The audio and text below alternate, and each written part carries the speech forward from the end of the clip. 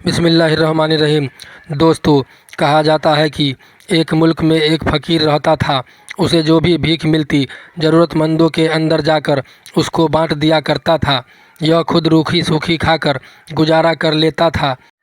एक बार एक रास्ते से जा रहा था तो उसकी नज़र दो बच्चों और उनकी मां पर जा पड़ी, जो दोपहर की तपती धूप में बैठी थी और साथ ही उनका घर टूटा हुआ था।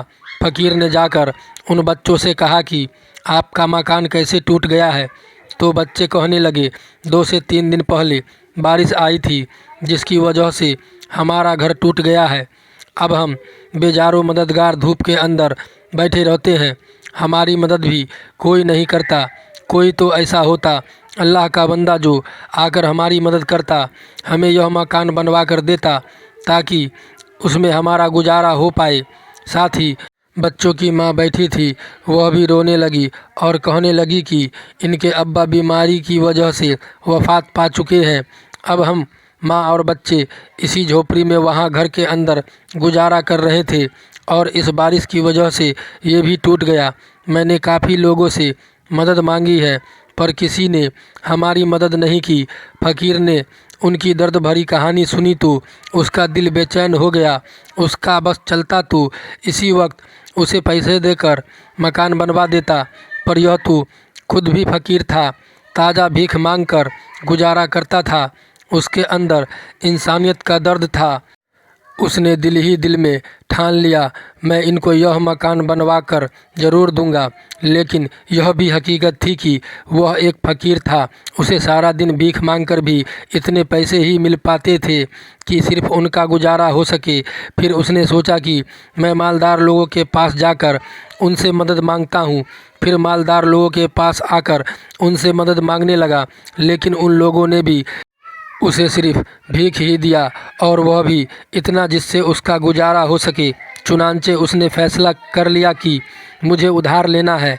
यह उन सब के पास जाकर कहने लगा कि मुझे कुछ पैसे उधार दे दे, मैं पाई पाई जमा करके आपको लौटाता रहूँगा।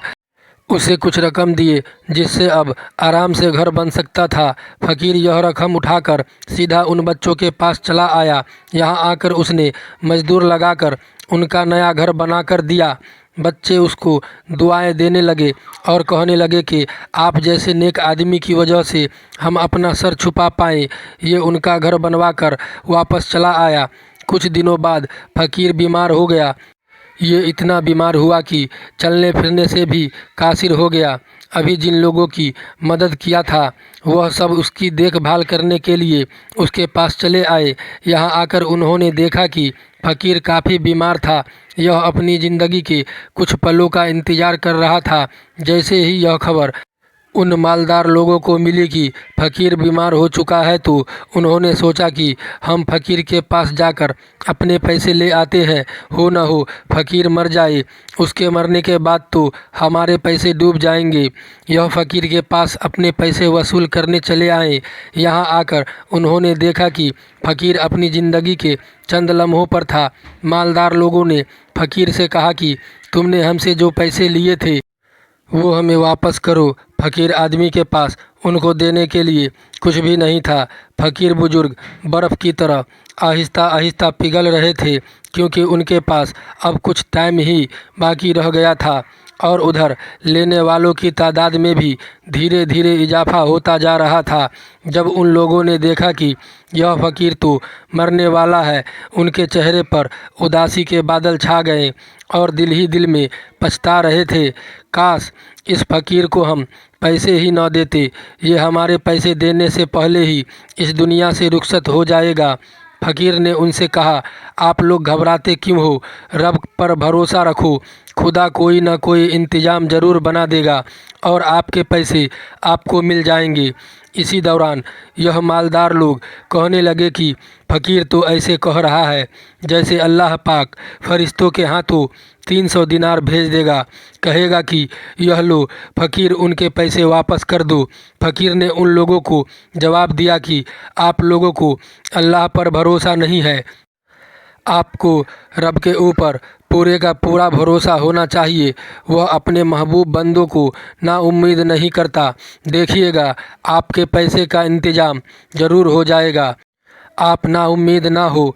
इस दौरान बातें हो रही थी कि बाहर से बच्चे की आवाज़ आई, जिसने हलवा पूरी खानी हो वह आकर मुझसे ख़रीद ले। फ़कीर ने अपने अकीदतमंद से कहा, जाओ इस बच्चे से सारी की सारी हलवा पूरियाँ ले आओ। यह आदमी बाहर चला आया और आकर बच्चे से सारी की सारी हलवा पूरियाँ लेकर अंदर आ गया।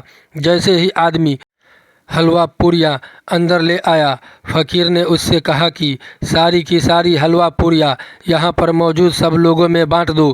फ़कीर के कहने पर उस आदमी ने उन तमाम लोगों में उन सारी की सारी हलवा पूरियाँ बांट दी, जिसमें मालदार आदमी भी थे और वह लोग भी मौजूद थे जिनका फ़कीर मदद किया करता था। यह सारे लोग हलवा पूरियाँ खाने लगे। हलवा पूरियाँ खाते हुए मालदार आदमी कहने लगा कि वाह, फ़कीर के पास तो पैसे तक नहीं है, फिर भी बड़ी अच्छी बात है कि अपनी जमा पूंजी में से मरते वक्त कम से कम हमें कुछ तो खिला कर जा रहा है। सारे लोगों ने यह हलवा पूरियाँ खा ली तो बच्चा अंदर चला आया और आकर कहने लगा कि मुझे मेरे पैसे दे दीजिए। फ़कीर ने कहा कि मेरे पास तो तुम्हें देने के लिए कुछ भी नहीं है, मैं तो खुद ही फ़कीर हूँ, तुम्हारी क्या मदद कर सकता हूँ। बच्चा कहने लगा कि सारी हलवा पूरियाँ मुझे मेरा मालिक देता है और कहता है कि जाओ बेच कर आओ। अगर मैं जाकर उसको पैसे नहीं दूंगा तो वह मुझे बहुत मारेगा। वहाँ पर मौजूद मालदार आदमी कहने लगा, तुम्हें कुछ शर्म है भी कि नहीं? एक तो तुमने पहले से ही हमारे पैसे ले लिए हैं और वह तुम दे नहीं पा रहे थे, और ऊपर से तुमने मरते वक्त भी इस बच्चे को नहीं बख्शा। इससे भी तुमने जाते जाते फ्रॉड कर लिया। अब इस बच्चे के पैसे तो कम से कम दे देते। बच्चा कहने लगा कि मैं अपने पैसे यहाँ से लिए बगैर नहीं जाऊँगा, मुझे मेरा 1 दिनार चाहिए। काफ़ी देर तक बच्चा पैसा मांगता रहा। आखिर बच्चे के सब्र का पैमाना टूट गया और बच्चा फूट फूट कर रोने लगा कि मुझे मेरे पैसे चाहिए, पर फ़कीर के पास उसको देने के लिए कुछ भी नहीं था। इसी दौरान एक बंदा आया, उसने कागज़ के अंदर पैसे रखे हुए थे, आकर फ़कीर के पास रख कर चुपचाप चला गया। सारे लोग यह माजरा देख रहे थे कि फ़कीर ने जैसे ही वह लिफाफा खोला तो उसके अंदर 300 दिनार मौजूद थे, जो कि सारे के सारे कर्जदारों को अब वापस किए जा सकते थे। और उन 300 दिनारों के साथ साथ 1 दिनार और था जो अलग से रखा हुआ था। फ़कीर ने उन मालदार लोगों से कहा, देखो, मैं न कहता था कि मेरी मदद अल्लाह ताला ज़रूर करेगा, और उसने मेरी मदद कर दी है। देखो तो सही, मेरा रब यह सारा कुछ देख रहा था। और जैसे ही मैं हलवा पूरी इस बच्चे से ले ली और इस बच्चे ने रोना शुरू कर दिया तो मेरे रब से इस बच्चे का रोना देखा न गया और उसने मेरी मदद कर दी। काश कि तुम में से पहले ही कोई रोने वाला होता तो शायद इस बच्चे की ज़रूरत ही पेश न आती। अल्लाह ताला जब किसी महफिल से किसी एक बंदे की दुआ को कबूल फरमाता है तो सबकी ही दुआ कबूल फरमा लेता है। कोई एक भी रोने वाला उसका महबूब बंदा हो तो हम सब की दुआ कबूल हो जाती है। दोस्तों, उम्मीद करता हूँ यह वाक़या आपको पसंद आया होगा। वीडियो को लाइक करके चैनल को सब्सक्राइब कर दें। खुदा हाफिज़।